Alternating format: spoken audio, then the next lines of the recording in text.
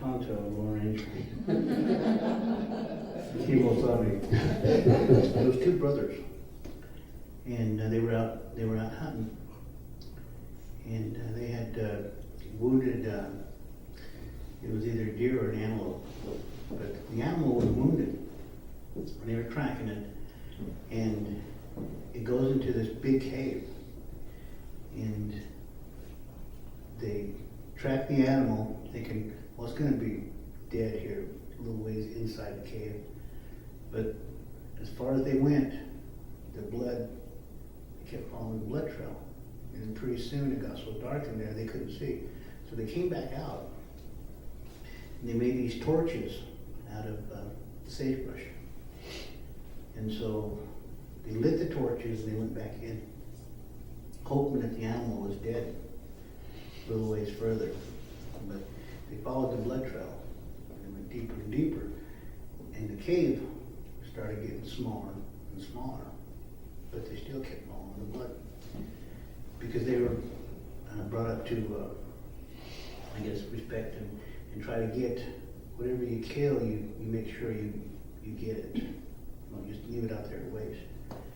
And so the deeper into the cave they went, the smaller the cave got.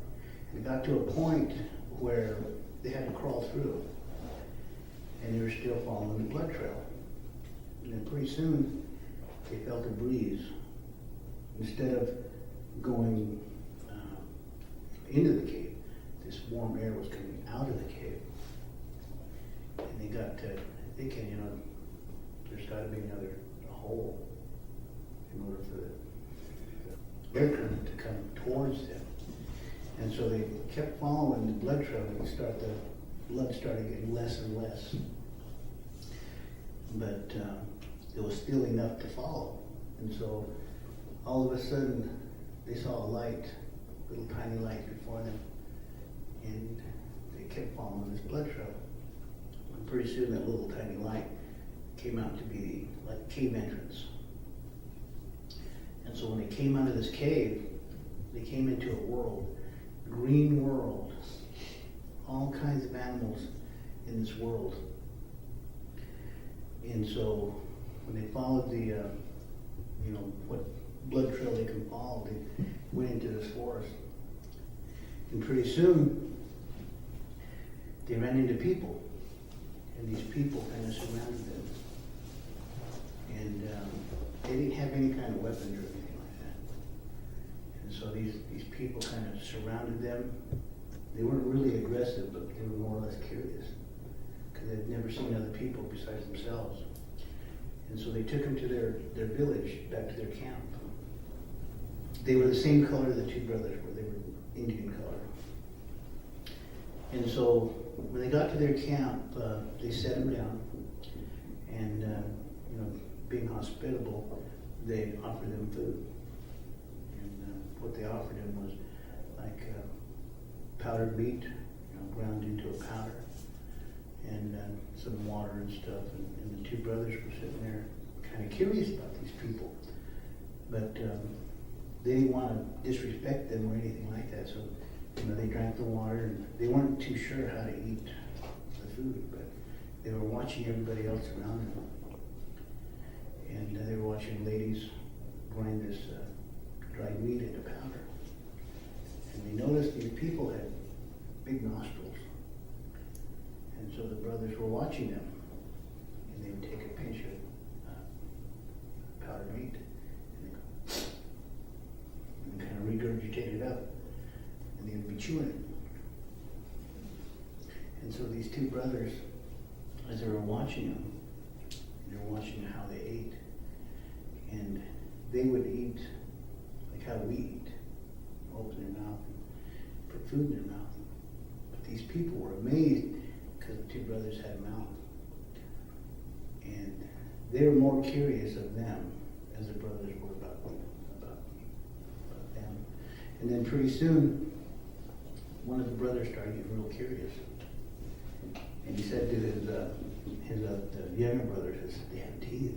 It looks like they have teeth because they're chewing. And they were watching these people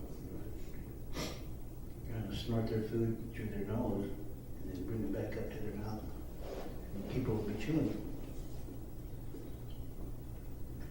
And so out of curiosity, the older brother grabbed his knife, and he grabbed the nearest person to him, kind of held him, and he took his knife and kind of slit it, and then all of a sudden that guy goes, and he could breathe through his mouth. And once he did that, although he was bleeding, he grabbed the meat that wasn't ground, and he grabbed it and he put it in his mouth and he started chewing.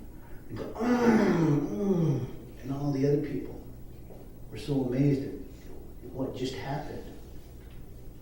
And he was trying to, because they didn't have mouths, they grunted, and that's how they communicated. But when he was trying to tell his people there, the grunts didn't come out like grunts. Words, different words.